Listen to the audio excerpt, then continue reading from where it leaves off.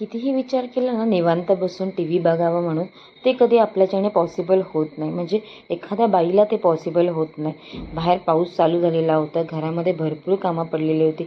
हे बघ, किचनमध्ये माझ्या किती पसारा पडलेला होता. ऑफिसमधनं आल्याच्या नंतर हा पसारा मला सगळा आवरायचा होता. जेवण वगैरे झाल्याच्या नंतर भरपूर भांडी बेसिनमध्ये पडलेली होती. आणि इथे मला एक आज नवीन काम आलेलं होतं. म्हणजे माझ्याकडे जो माठ आहे तो एवढा झिरपतो आणि त्याच्याखाली मी एक स्टँड ठेवलेलं होतं म्हणून तो झिरपतो म्हणून. तर त्या स्टँडमधनं पण पाणी बाहेर यायचं म्हणून मी त्याच्याखाली एक ताट ठेवलं आणि हा मी माठ डायनिंग टेबलवर ठेवलेला होता. तर आज या माठातलं एवढं पाणी झिरपलं होतं, त्या स्टँडमधनं खाली पडून ताटही भरलं आणि ताटातून ते पाणी सगळं डायनिंग टेबलवरती आलेलं होतं. अख्खा डायनिंग टेबल माझा पूर्ण ओला झाला होता. डायनिंग टेबलवर मी मॅट ठेवलेले होते, ते सगळे मॅट भिजलेले होते. आणि हे बघा, हे बॉक्स होता डायनिंग टेबलवरती जो झेप्टोकडून माझा गिफ्टमध्ये बड्डेच्या मिळालेला होता. त्याची तुम्ही हालत बघत असाल काय झालेली आहे. त्याच्यामुळे ज्या वस्तू होत्या त्या वस्तू पण सगळ्या भिजलेल्या होत्या.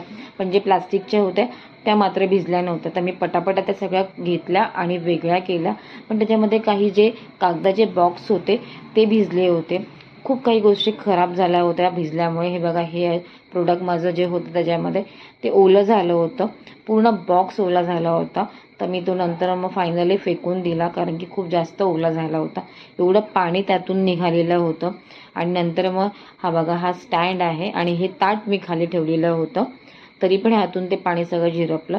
नंतर मग त्याला परत त्याच जागेवर मी नेऊन ठेवून दिलं माठाला. पाणी वगैरे काढलं आणि पटकन जाऊन सगळे किचन आवरलं. बेसिनमधली भांडी सगळी आवरली आणि मग शेगडी वगैरे सगळी पुसून घेतली. पूर्ण किचन पुसून घेतलं.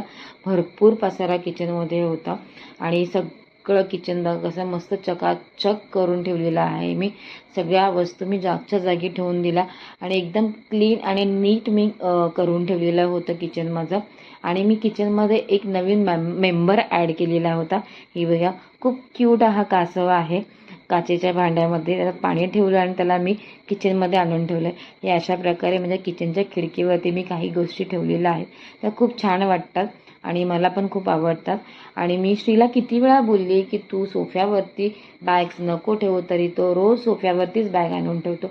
टी व्हीचं कवर पण घातलं नव्हतं, सो मी टी व्हीचं कवर उचललं, ते घातलं. सगळी कामं आवरता 11:30 झाले. तर म्हटलं चला बसूया आणि थोडेसे गिफ्ट ओपन करूया, कारण की माझे जे पेंडिंग गिफ्ट राहिलेले होते ते पुन्हा मला आज भेटलेले होते. म्हटलं ते आपण अनरॅप करूया. म्हणजे अनरॅप करून झालेले होते, जस्ट मी तुम्हाला दाखवण्यासाठी पुन्हा एकदा ते बाहेर काढले. एक छोटंसं पर्स होतं, एक टॉप होता छान आणि एक जीन्सवरचा टॉप होता. तर मला हा पण खूप जास्त आवडला, कारण माझ्याकडे अशा प्रकारे